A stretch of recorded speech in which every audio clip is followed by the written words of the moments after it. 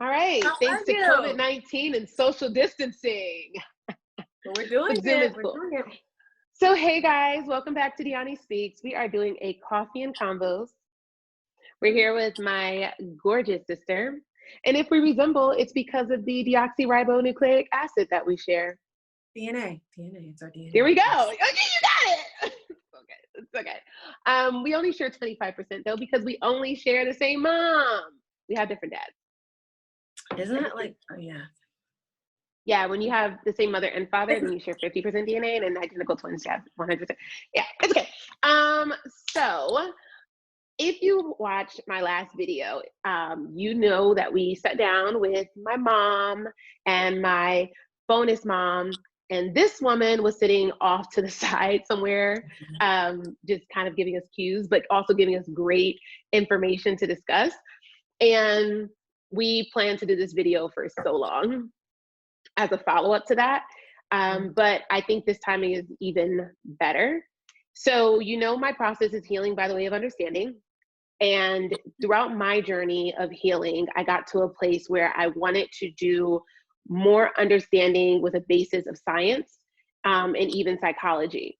And I kept feeling like there was a disconnect in the information that I was getting.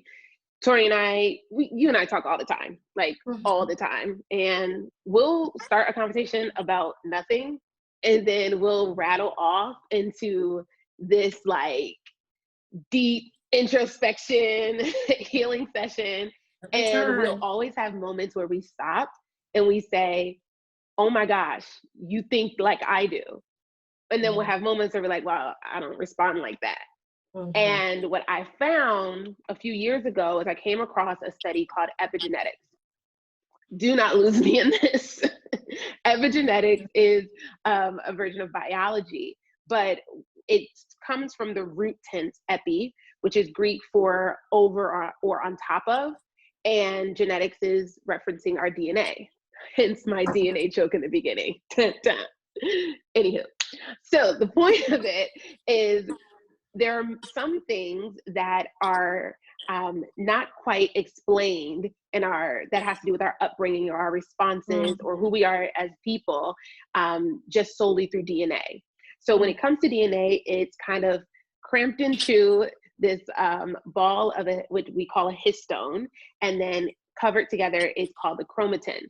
Epigenetic sits on top of the chromatin, and it basically is giving a layer of instructions on what to do. So this can actually turn genes on or off.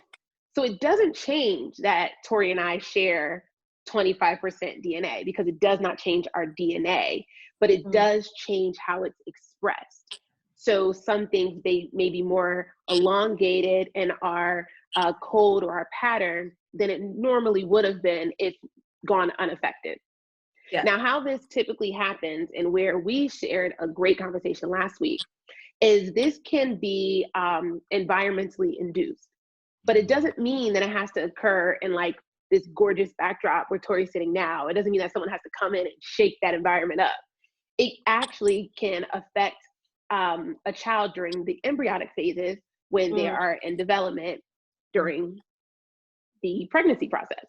So I'm not a parent. You are. So you have two examples of stages and developments that your children went through as a result of what you went through while you were pregnant with them. We had a discussion about the different, I believe that we all go through life in stages. So we came into our mother's life in different stages in her life and different points in her journey. So I think that the things and why we have such this contrast of how we respond to certain items has to do with what epigenetic marks we incurred as a result of our time in our development phases. And it doesn't, again, have to be in adolescence. This could have been pre-birth. So kind of jump ahead into this. We are, how many years apart, Tori? 9. 9 years of difference is pretty large, but we maintain a pretty close relationship. So I wanted to start out to kind of give the audience an idea of how we, basically the discussion that we had last week and the what we uncovered during that conversation. Can you share that? So tell me what part. We have so many conversations. You might need to be a little bit more specific. So I'm referencing, so for those who don't know, between us, it's Tori, our brother Robert, Bobby, our sister Kavana, and then I am the baby. I'm last. Kavana has passed away. She, out of all the four of us, only she and I share the same mother and father. And my mom would kind of say we were like night and day. And our personalities and how we reacted, what we thought. And what I noticed specifically from our conversation last week is I think we uncovered a really big moment as to why Kavana and I were so different. So I like to explain epigenetics by kind of correlating it to, it's not what you say, but it's how you say it. We can say the exact same statement. That doesn't change what we said, but the impact is based upon how it was expressed. That's what epigenetics does. And so we have shared experiences, and we have some that occurred in different stages of our mother's journeys where we were or were not present for. And we had a conversation that you noted when you were 6. So I was not born yet or thought of. You were 6. And at this point, Kavana was still in the womb. Mommy was pregnant with Kavana. And this connects with the last video and the plight of motherhood. I'll put the link below.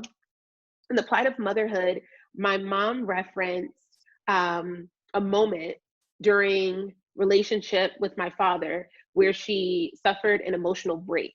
And that actually occurred when she was pregnant with Kavana. And I think that this had probably the most change or the most environmentally induced epigenetic changes for Kavana, because she was in her most vulnerable stage. You're most vulnerable to epigenetic changes during the embryonic phase. And this was early on in my mom's pregnancy, because this was just when they were going to go to the hospital to hear the heartbeat. So possibly, they didn't even know if they could hear one yet. But at that point, she suffered a great disappointment from my dad that led to an emotional break. And we noticed that growing up, we would always pick on Kavana for being the emotional child. Like we would call her Full House, because like if you ever watched Full House before, Stephanie would always run away crying. And she's like, run into her room. We felt like that was Kavana. Even how she responded to my dad, we had very different ways. And you were present, which we didn't know from the last video. You were present for that moment and that emotional break. So now we know how that affected Kavana. But for you being outside of the womb already, that was an environmental shift for you as well. How did that moment affect you, and how you see it play out now in your adulthood? So yeah, I think we could definitely touch upon the fact, my response to that was, I think 2 people were altered at that point when you speak of epigenetics. So myself, at the time, I was only 6 years old.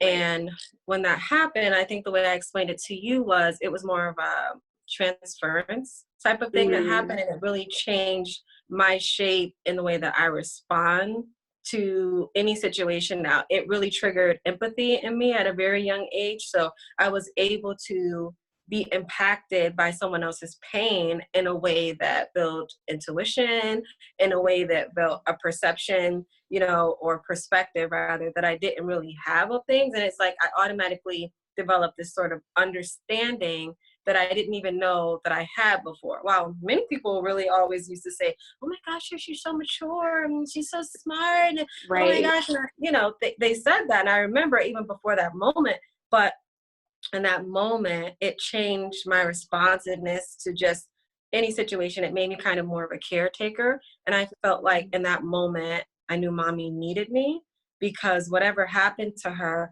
I took that on immediately. It wasn't even like, I felt that, like I felt like that's what she needed, because it was a soul cry. Like I said to you, like that was something that it was such a scream, The such a pain. sound.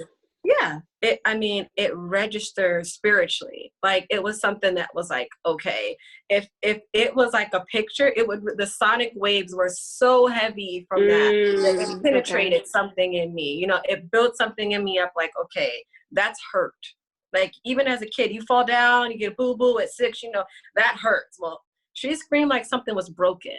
And that changed something in me because I became a fixer in that moment, you know, like At in 6. that at 6, Wow. and it transferred to many relationships in my life to this day. I think at that point I became an empath. I always use that word all the time, but Yeah. that's when I became that empath. So that something that stick with me. So your response to seeing that pain, I can imagine the way you describe it. I think I would be afraid. Were you scared? Or you don't remember being scared? It No. seems like at least your top emotion, your most forementioned emotion was I was never scared. more of an Never. action to help. Yeah. It was never a fear. Like if I could explain the emotion, it would be nothing but empathy. It was a transference of energy. People speak on transference of energy as adults and maybe as teenagers. If someone's upset, then you're in the room with them, their energy can be so strong that after a while you're irritable and you're frustrated. That pain resonated with me. Okay. Like, you know, it registered, you know, it was resonated, excuse me. So And so that's where people talk about epigenetic marks. But I feel like this is an example of an epigenetic imprint. I feel like there are certain things where it's like, because it's just for me to get the visual of it, I feel like that is just something that's more deepened. There's something about that. It transcends, lines of idea and emotion and response, to the point where it's not just for a momentary thing, like I want to help in this moment. Like you said, that was your ongoing response thereof. It turned something on or something off within your DNA expression, to where now your initial response to everything is help and understanding. So to break it down Yeah. even further, I would have to say what it really was is you have a parent. And like you said the other day, from a young age, you understand that your mom, your dad is supposed to take care of you, Right. protect you. They're supposed to be that for you. But in that moment, I understood that I now had to do that for her, because to me, she needed that from me. And I did that for years and years and years. Wherever mommy went, I went. If I was combing you guys' hair, if you needed clothes, I'll get you dressed, because I felt like that's what she needed, because someone had disappointed her so badly. I mean, I think healing wounds, it definitely changed the way that I saw people. And to the point where we talked about the other day too, to the point where I would be spiritually connected to the wounded, because that's how I saw love. You understand? Because you love your parent in a way where however your parent needs you, or whatever love you get from them, and vice versa. That's how I saw love. Like, okay. Wow. Taking That's care of where I feel someone. like it helps you make sense. It makes sense of everything. Yeah. Because I don't feel like we can change anything. We can't heal anything until we have a level of understanding of it. And once we've had these talks for years, and I feel like I want people to never get tired of talking about the same thing. Now, if you're sitting and you're complaining with someone, it's just like, woe is me, and you're just connecting on brokenness, stop doing that. But harping, not healing, right? Harping and not healing, exactly. Like, we don't do that. We sit and we talk because the idea of it is to come to a level of understanding. I think one of the things that, and we'll talk about it in coming videos, one of the things that I believe is an inherited epigenetic trauma amongst the Black community is this idea of what happens in the house stays in the house. You don't speak of it, you slip it under the rug. I don't think that that's just a colloquialism. I think that that's actually something that's impacted us generationally to how we really respond to things, because I never heard this story from you. I had no idea. Even when we talked about it in the last video, you never said, I remember that I was present. I never knew you watched that happen until last week, which Mm-hmm. is crazy. Mm-hmm. I think that's something else that is it explains a difference of you. I'm an expressive, and Yeah. you more so are you let things out by just letting them go immediately. Mm-hmm. I've noticed that that's a response for It's you. like the duck. Like Eckhart Tolle, he always Explain speaks that. about.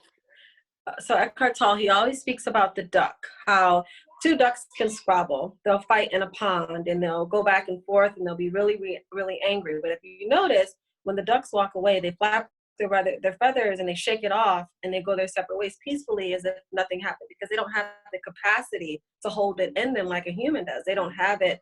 They're not able to. So in that moment, they shake it off and they move on with their lives because they can't hold it within themselves. So they leave it. How do you think that affected you and your romantic partnerships? Like you said, this is how you viewed love. And the example you just gave of even the duck reference, I can imagine that makes you almost susceptible of being taken advantage of, because people are like, she over it. Oh, I'm gonna go do something else. And because the problem is that that's where that tolerating the intolerable comes from, which is something else I always say, because a lot of people, women love to say, I'm a rare breed. There's no one like me, and it's a falsity. Like it's not true. But the truth about me is I get over things too quickly, like to the point where I don't even want to get off topic, but I literally it's have not off friends. Topic, girl, go. I literally have friends who would sub me, like subtweet me, subliminal, talk about me. And I know it, like nothing. And I won't ever say anything about anyone. I won't bother them. Why? Like, why? That's what that's what you choose to do. That's how I'm the duck. Like, you hold on to yours. I let mine go. Like, so I think the problem with that is, for one, I can't even say when it comes to relationships, that is not a flaw of mine. It's the flaw of the individual, because I feel like any individual who is strong of will and strong of self and confident in themselves, they don't need to take advantage of anyone. That goes for man, woman, and child. If you're strong of self, you should never be taking advantage of anyone else. Like, that's just not what a person, that's who gets off on that. That's character. That's integrity. That's your morals. Like, I'm not in question, you are. So I will say, though, it is room for certain individuals to take advantage of a person like me, because things don't bother me the way that, I don't get jealous. And I realize that that's a problem for a lot of men, because men a lot of times their egoic selves are at the top. Insecure. And they need, I feel like the ego needs to feel, at some point they need to know that you're angry or upset about something, or that you feel threatened by something. And oftentimes you won't get that out of me too much. Yeah. And, it's difficult. But I would say, yes, it does make you susceptible to being taken advantage of from friends, relationships, whatever. Loved ones, family. True. Experience I had with Ma that changed me was when she was pregnant with me. I feel like that was the most I notice now in my late 20s. The most prevalent epigenetic markings are how I respond to men. And it is based upon the resiliency mommy had in her pregnancy with me. I feel like it was based upon mommy's response to our father during her pregnancies with us. We acted that out in life. And thereafter. But we acted that out because during that time of Kavana's pregnancy, mommy was yearning for my dad. During her pregnancy with me, she was over it. We came out, and that's why epigenetics is so mind-blowing to me. We came out of the womb carrying that response to the same person, but then also in other relationships. I watch how you are, you like you said, you'll give people probably 2, 3, 4, 5, 6 chances. Kavana was always a response of patience, healing, and prayer. Like, I'm gonna cry outwardly, I'm gonna be emotional, it's just like, you hurt my feelings, but I love you, God loves you, and I'm going to go away and deal with this. She'll come back and she'll be fine with you. Me, I blew up or I shut down. It was one or the other. I either get really angry with you and I'm going to let you know and I'm done with you, I'll tell you off, or I feel like you're not even worth my breath. I'm just going to be quiet. Everybody going to feel it, but I'm going to be mute and I'm going to walk off and I'll have nothing to do with you. I'll have nothing left for you. And for me, that affected me in relationships romantically, because signs of anytime I feel like there's a level of manipulation or if they're inconsiderate of me and my family, I still have that level of couple chances with people. But once you've done something to disappoint me, I'm done with you. Yeah. I'm done forever. And I noticed that was my mom's response, or mommy's response to my dad. Every time he did something to disappoint, she was done. So I noticed that is where, I've taken, but I also feel like, again, it can be a superpower, because I love that you're not going to play around on me. I love that I have that strength. I love that I have found my voice to be vocal enough to speak up, and then again, in this conversation, it leads us to, you have this, but there's a way that you can use it to your advantage. And I think that is the grace in epigenetics, is when you can have an epigenetic mark from before birth, you can erase them. You can literally erase them. I was going to say that's a good segue as to how one does that, right? So I think it's most important, like, so you can easily say, oh, the epigenetics this, and you got to change it, there's a way to alter, but how does one do that?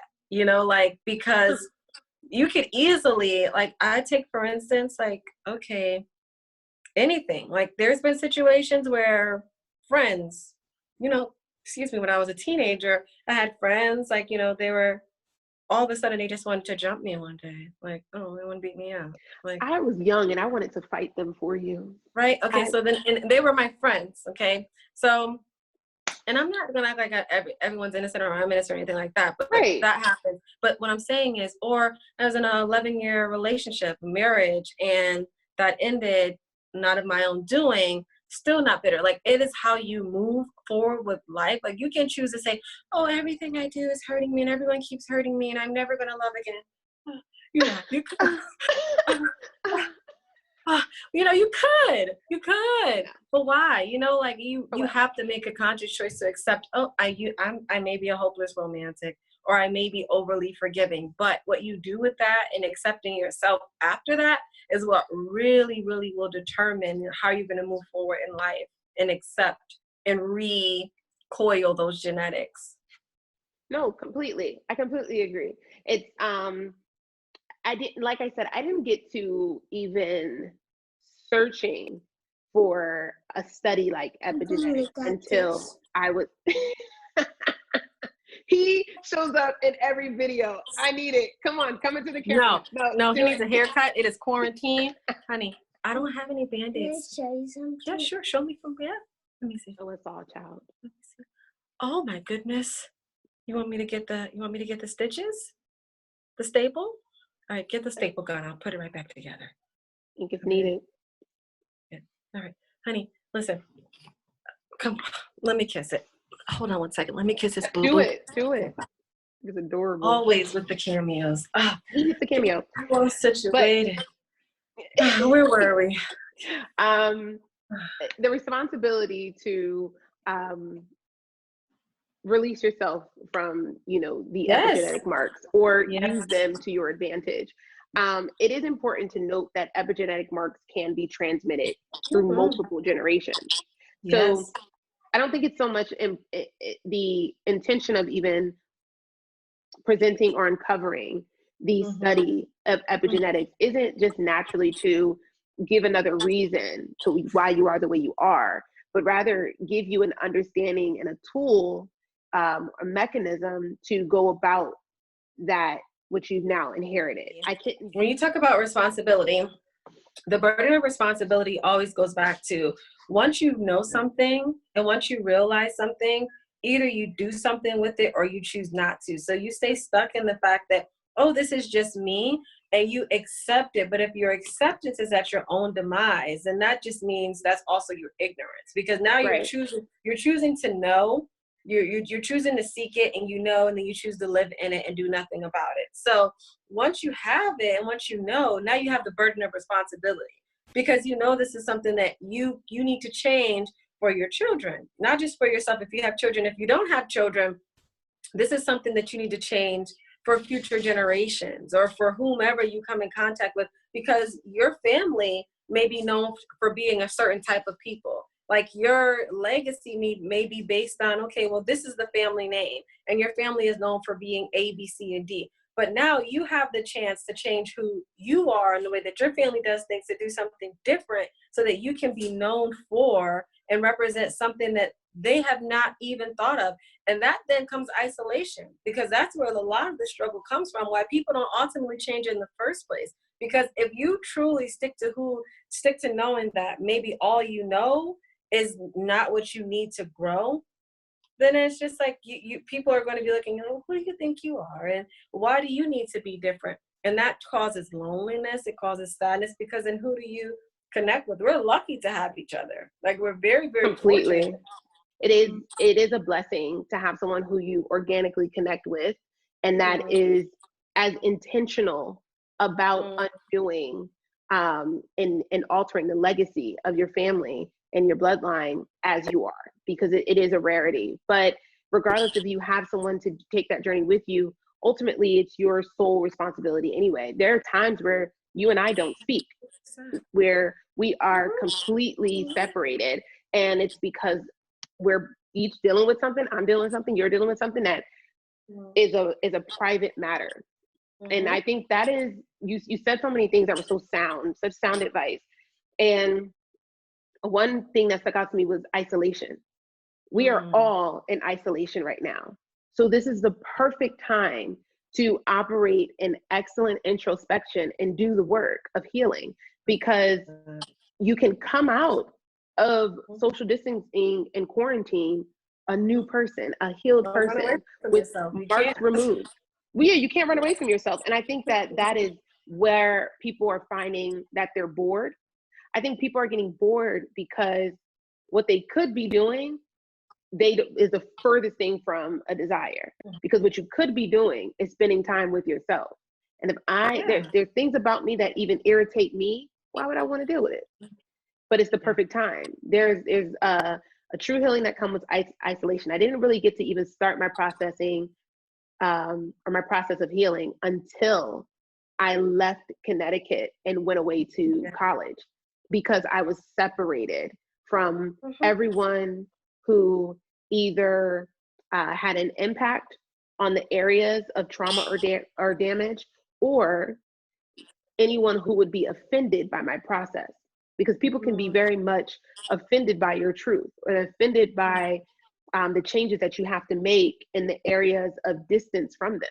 Because I can't be healed about something that you did while you're still operating as the same person and responsive. There's a period of time I know that you didn't even speak to me because you took time away from Ma, because you needed to come to terms with things about your relationship, like recognizing that you guys had more of a friendship than a motherhood. And I think that those things are so, time is just so important. Gavin just came in and he asked you, when will it heal, about his little tiny invisible cut? And your answer was time. But it's not just like time has to go on. There are things that you have to do during that time. I'm sure you're going to clean it. You're going to put Neosporin on it. You're going to bandage it when necessary. Take the bandage off so it can get air. Check on it. You're going to take inventory, and you're going to do the work, so that over time, as time passes and you're doing these things in the midst of time, then healing is the result. But if we're just sitting in isolation, then no, you're going to leave out, and your family's name and legacy will be what it is. Yeah.